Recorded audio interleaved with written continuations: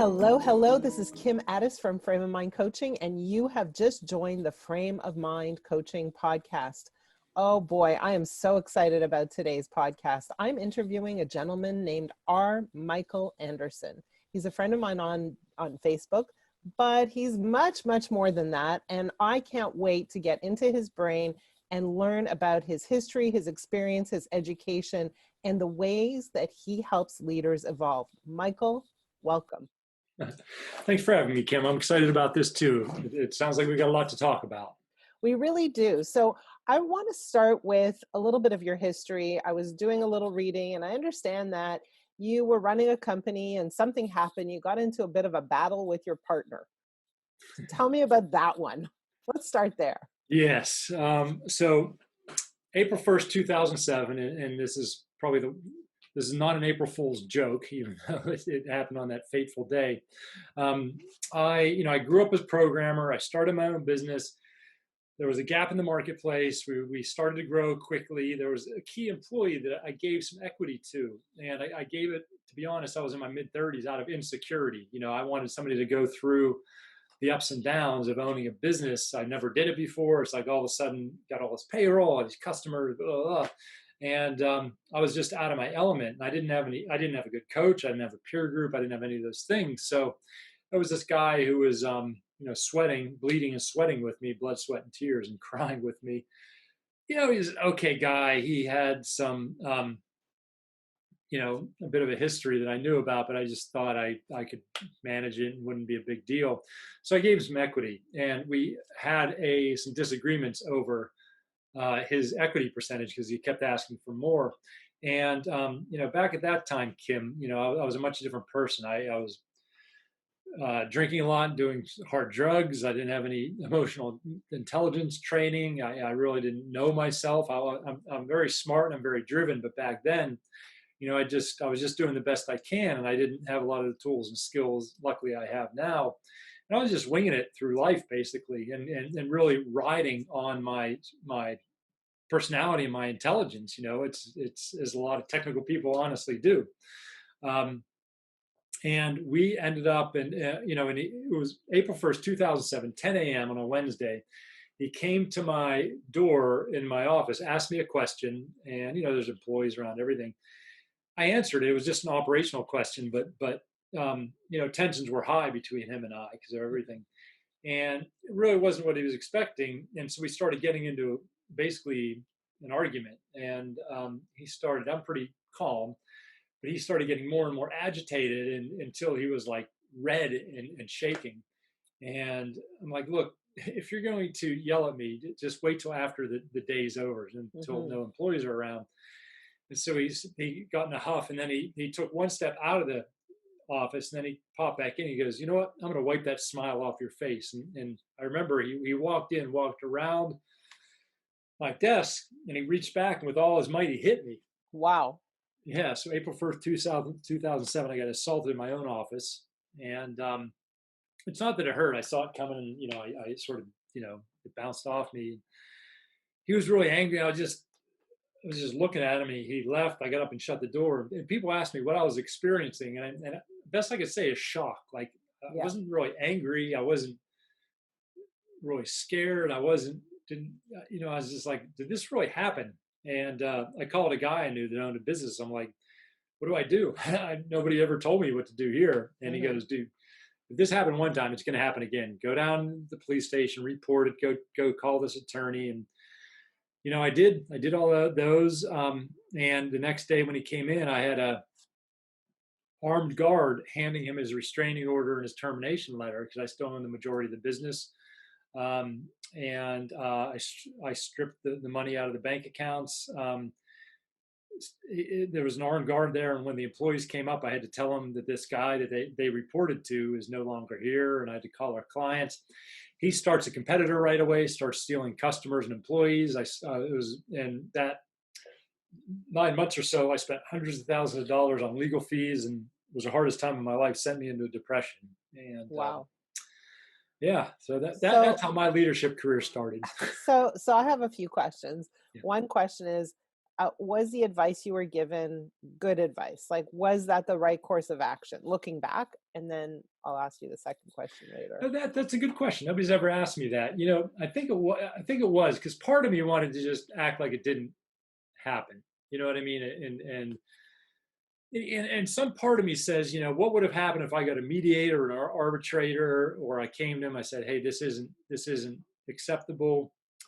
Um, and who knows, maybe that would have happened. Part of me said when that happened, I'm like, this has to end. This relationship has to end. And I took the nuclear option. I said, look, this has to end. The way I did it, there was no coming back from that, Mm-hmm, right? mm-hmm. Maybe I needed to do that, and that was a really clear boundary. Maybe I did sticking up for myself. And so, yeah. Looking back, it would have been easier if we might have divided up the clients and divided up the employees, and we would have both saved hundreds of thousands of dollars in legal fees and not lost clients and goodwill. I don't know if that's realistic. So that's a really good. That's one of the questions I've never had before, and I think I can, of course, can't say for sure, but that's probably the way I had to go. Yeah. And how did you recover from that? You said you fell into a bit of a depression. So how did you bounce back? How did you continue running your company? How did you continue leading? I joined a peer group at that time, a group called EO Entrepreneurs Organization. Some I people know may it know. well. Good. Yeah. Yeah. And then and there was this one guy in my forum, and he called me. I told him what happened, and he called me like the next morning.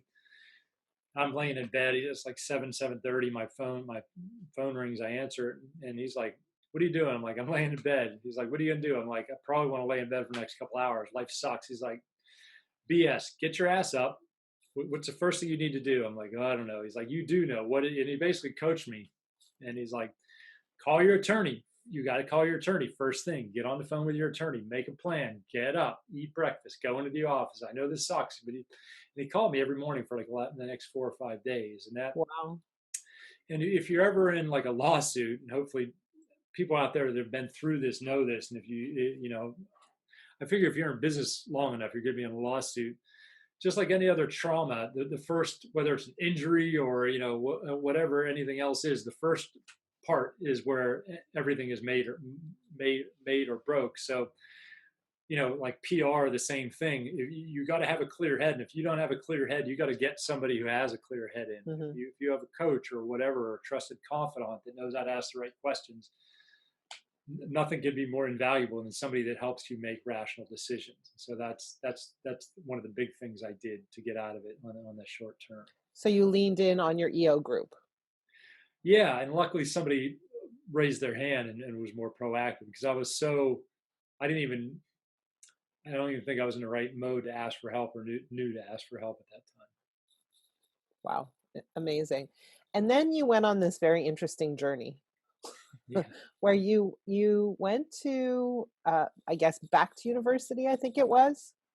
And you ended up taking a very interesting, I don't know if it's a degree or a course, but spiritual psychology. Tell me a little bit about that.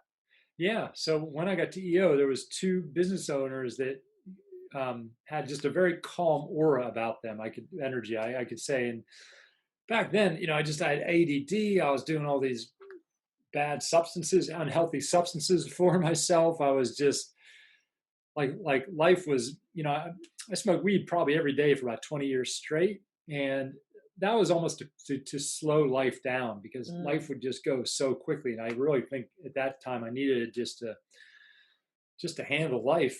And I knew even before this guy assaulted me, my business partner assaulted me, that I wasn't happy. It's like I was making money and doing some of the things I set out to do, but I was waiting for that contentment, and it didn't reach me. And, and these two guys seemed to have it. They were calm. They were friendly. They were cool to be around. They were easy to be around. And I'm like, that's what I'm looking for. And they both, been to this, I found out they both attended this master's degree in spiritual psychology. And, Kim, I did it on faith. I did it based on, I did a little bit of research. I'm like, screw it, I got to do something. because I'm going to Hmm. literally self-destruct here, because some of the alcohol and drugs were getting a little bit out of hand. So I did. I signed up, and it was by far the hardest and best thing I ever did in my life. And it was a complete. I don't use the word transformation lightly, but it was a real life transformation for me. So I want to hear more about that. But before I do, so I just want to go back. Were you married at the time? Did you have kids? Like, what was your kind of the state of your personal life?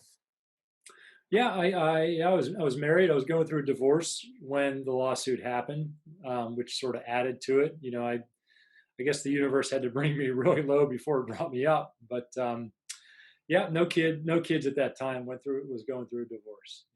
So was the divorce a result of your depression, your substance abuse, your disconnection? Like, what do you think?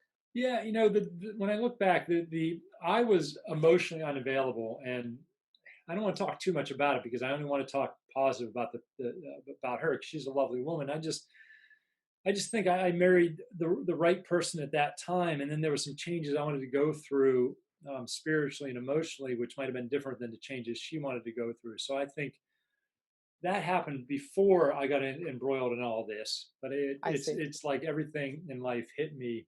I mean, alcohol, drugs, divorce, depression, lawsuit. I mean, it was crazy. I don't even know how I made it through sometimes. But Wow. yeah. So go now to this transformation. Like, what happened? What changed? What did you learn? Well, we could talk for hours on that, and Maybe we will one day. maybe we will. Well, if I could really boil it down, I learned, and I know this is, it was a 2-year program. We learned, when I say spiritual psychology, it has nothing to do with religion, but we learned psychology from a very loving, compassionate focus. And actually, there was a lot of psychologists that already were doctors in psychology or counselors in psychology that took this course because it took such a humanistic view of psychology. And there were, in the first year we learned about a lot of the techniques, and then the whole second year we learned about finding unresolved issues in our own unconsciousness and forgiving them. Hmm. And a lot of people say, you got to learn how to love yourself. You got to learn how to forgive yourself. I agree. And I spent a whole year, half a master's program, and then I went back for 2 more years to do that. And it was really hard at first because my ego was really didn't trust it, and I really had to do it. But it was the best investment I ever made. And if I talk about from a leadership standpoint, everybody's probably like, this is sort of interesting, but how does this do it as a leader? I say that I got comfortable with myself, and I trusted myself, and I was comfortable with my true self.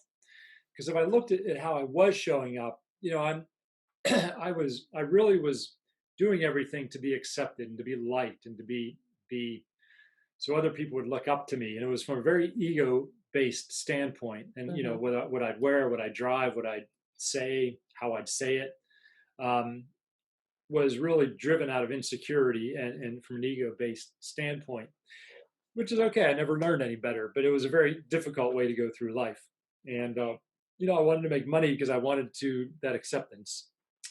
Um, and as I got more comfortable with myself, I let that go, and I was really guided more by creating value, just for the sake of being of service and creating value. And once I started applying what I learned there to my businesses, they really started to flourish because I was connecting to my employees because I really was connecting to them. Because people talk about being authentic and vulnerable, which is accurate, but you can't be authentic and vulnerable until you have some self confidence and self esteem. You can't take an insecure person and say be vulnerable because it's just not in them. And so I really gained confidence in my true self. I really didn't figure I had to be these other type of people, and that's when we really started to flourish. And we were on the Inc. 5000 list a couple of years in a row. We were voted best place to work. I won Social Entrepreneur of the Year. I know. Yeah, thank you. And that was externally, which is cool. I'm a little proud of that stuff. But Yeah. but internally, it's like I was creating something of value. So, I mean, you mentioned, and I've been watching a couple of your videos, that you really got to know your team members. Like you kind of, I think, took down some armor and got a little personal, it sounds like.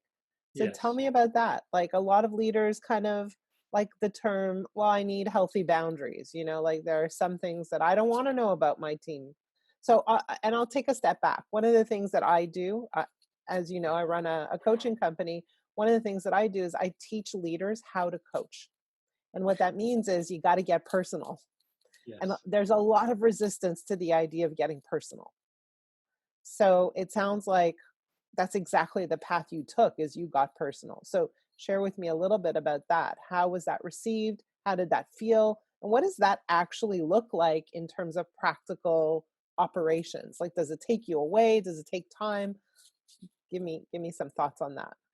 Yeah, and that's something that I learned, that there is, and it is different when you're the leader. And I mentioned vulnerability, and there's a healthy vulnerability. Vulnerability doesn't mean you show up and throw all your problems on your employees. That's not what we want from our leaders. You shouldn't do that. But vulnerability means taking full ownership and responsibility. I guess at times I'd have to think if that's a 100% all the time type of thing. Um, that I would admit when I wasn't correct, for example, and take full ownership for that. Hey, I tried this, it didn't work. Hmm. My bad, everybody. We're still going to go through and do this. And when I do that, that gives them permission to, for example, take risks. Maybe what I see in other people, and how I used to be, is I never usually said that I was wrong. I used to always blame it on somebody else or something else, because I had to show up to be perfect, and I wouldn't take criticism or let anything like that in. That's really hard as a leader. That was really hard for them to be really loyal to me and to buy into me, because they might get blamed for something that I didn't do incorrectly. They might have, if I always showed up as perfect, that might mean they could always be perfect. So if there's something they didn't want me to know about, maybe they would have hid it, Right. for example. That's that type of thing. And also, I really truly cared about them as human. But also, they're to me, when you're a leader, you're everybody's human, and I believe every human deserves the same amount of respect, which is different than, there are a bit of boundaries when you are the leader. For example, if you go out to a happy hour, you should never be more drunk than anybody else there. You should never be like the most drunk there, right? You should never. You should always be the first one to leave. For example, Hmm. that's just sort of that's how I lead, and I think you should never be. When it comes to connection with your employees, they are looking to you to be a leader. And so, by nature of the relationship, there's always going to be a bit of a different vibe to it. So, if they come over to your house for dinner, or you have a barbecue or something like that, there's always going to be a bit of an energy that you are the leader. Hmm. So what you're really saying is it's very important for you to model the behavior you're looking for. I'm translating. Yes, yes, and thank you for that. And what I realize is as leaders, whatever we say is multiplied by like 100. And what Hmm. I mean by that is, I came in, we were in San Diego, which is a medium sized city, and a lot of people I knew that owned businesses had offices in LA. I went to lunch with my buddy, and he said, "Oh yeah, when I owned this other company, we had an office in LA. We grew 4 times as much as we would have stayed down here." And when I came back, I mentioned to my just in passing, I mentioned to my office manager when I saw her at the front desk. I said, "Hey, wouldn't it be interesting to have an office in LA?" Literally like that. Like, oh, this is a fleeting thought. An hour later, my head programmer, my CTO, comes and she said, "Hey, I heard we might open up an office in LA. Right. I want to be considered for that." And we got to realize that when we are leaders, anything that we say is going to, and you see this in media and politics now, anything we say is going to be dissected. So it's Hmm. very important that we are very, very clear in the messages we send out, Right. whether it's giving praise, whether it's giving criticism, whether it's talking about future plans. Things can get twisted because people might only get this one window into one sentence that we say, and we're the leaders, so they're going to extrapolate that how they want it So, I mean, you've come a long way. You ended up writing a book called Soul Centered Leadership. to. Yes, Do you have that yes. book beside you, by the way? Any chance that you can show us? Probably somewhere. Oh, here it is. Soul-centered leadership. Okay. So what is this book about exactly, and who's it for? It's my interpretation of putting spiritual psychology into leadership. And I talk about, you could say it's leading with your soul, but I think that's talked about a lot and not really, that's a very ambiguous um, statement. And I see that, because to me, if you're a business leader, first of all, you're going to take off, there's so much responsibility you take on that nobody can ever understand, especially if you own a business. There's more negative self-talk that goes on with business leaders. And I think, Kim, I know you deal with a lot of leaders on helping them with their negative self-talk. And it's great that people like you are out there and have this podcast and are helping people, because, we're so good about about acting strong that more people I'm so happy you have this to let people know. Because when I knew that I wasn't the only person that had this negative self-talk, that was like 50% better right then. Right. Yeah. I'm not the only one.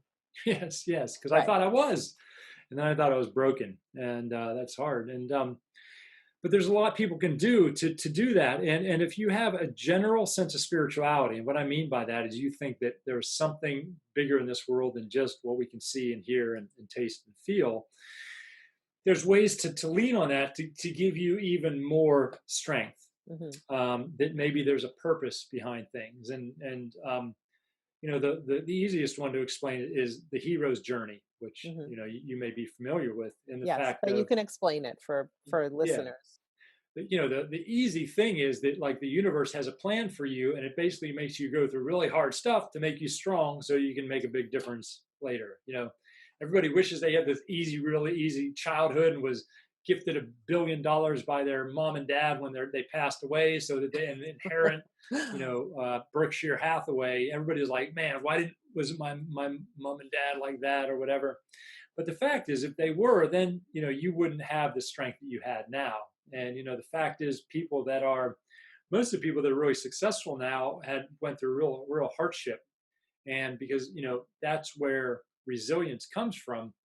And what hero's journey is, there is, again, Joseph Campbell did a lot on this, but if you can keep in mind that you might have been going through things to learn and prepare you for what's coming next, that can give you this hope and faith that the universe isn't, you don't have bad luck, or that you're broken, or you're all these other things. It can be a source of strength and inspiration. It's a very, very short um, Description. description of a very long, complex thing. But anything to add, Kim? I know So I'm always chomping at the bit. So you teach leaders right now how to become more effective leaders, and you have a series of kind of tools that you lean on. But one of the things that you talk about is 3 shifts that leaders need to make in order to grow their businesses. Yeah. Can you, I mean, I'm maybe asking for a lot, but can you share some of that with us today?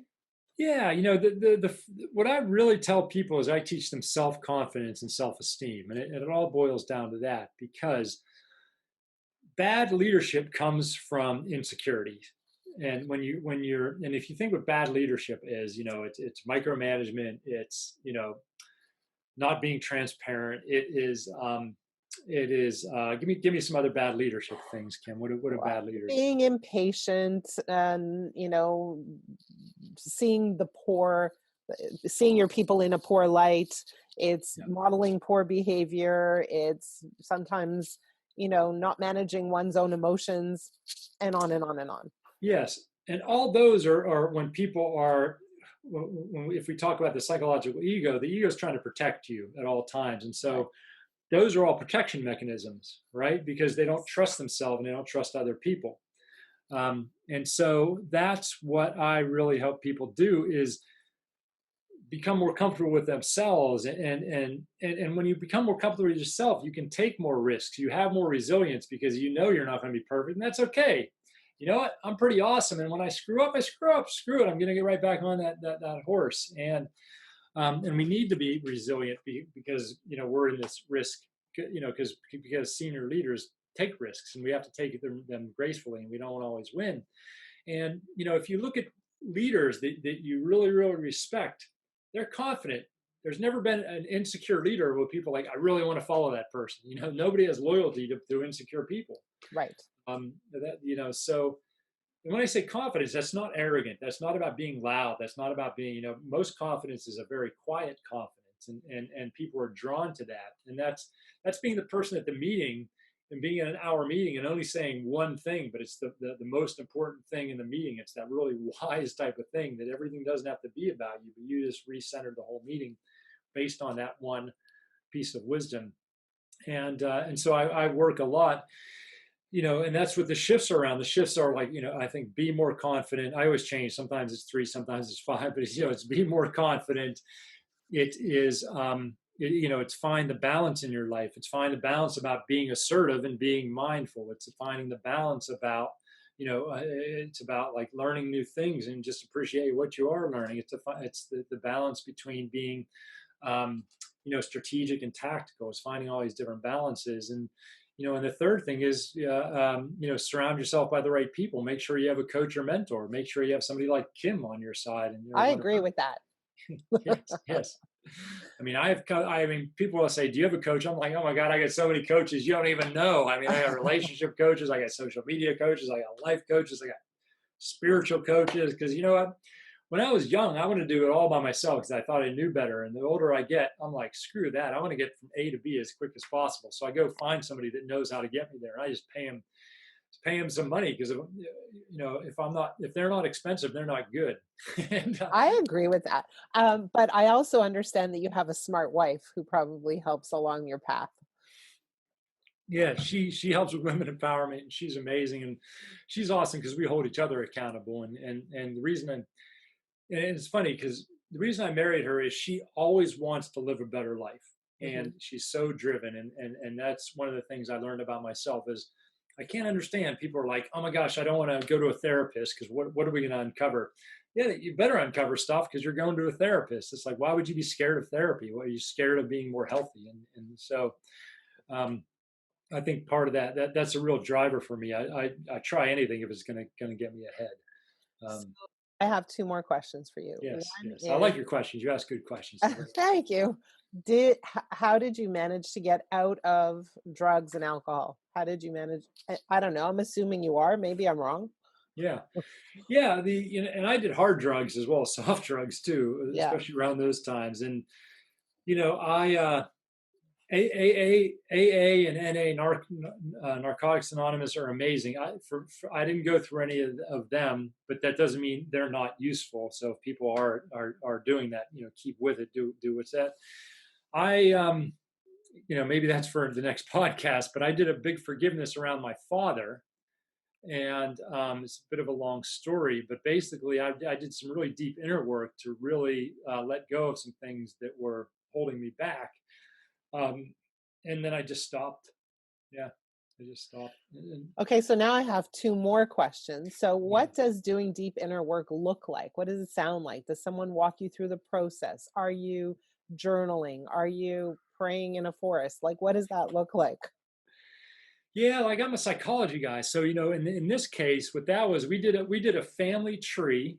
It's called actually a genogram. So there's a guy named John Bradshaw. There was a famous guy. He's dead now, but he wrote a book called like Homecoming, and he used to have you know, back 20, 30 years ago, he had a PBS TV show, and he was a really well-known psychologist. And so we follow this process in my spiritual psychology where we drew a genogram, and we basically, it's a family tree with all the screwed upness in there, like where was the affairs, where was the substance abuse. And so I saw, and there's a formula. I follow after my father, and he follows after his father. And my father was a failed entrepreneur with multiple marriages and an alcoholic, and his father was a failed entrepreneur with multiple marriages and substance abuse.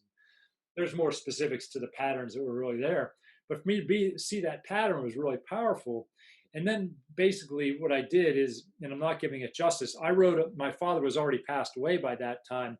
I Mhm. wrote a letter to him, and then on his behalf, I wrote the letter back to me, understanding some different things about, because I thought he didn't love me, but in reality he did. He just showed it in a way I wasn't looking for, and it really shifted my understanding, because my belief back then was I wasn't lovable, and then I shifted it to really letting that go and forgiving my father and forgiving myself to really understand that he did love me. Hmm. He was just showing it in his own screwed up way because he didn't know how to show love the way I wanted it. So So there was a process. it was a it was a process. Yeah. Yes. Okay. Let's say a person, an entrepreneur, has failed a number of times, and they have this kind of history behind them that says, hey, I have evidence of failure.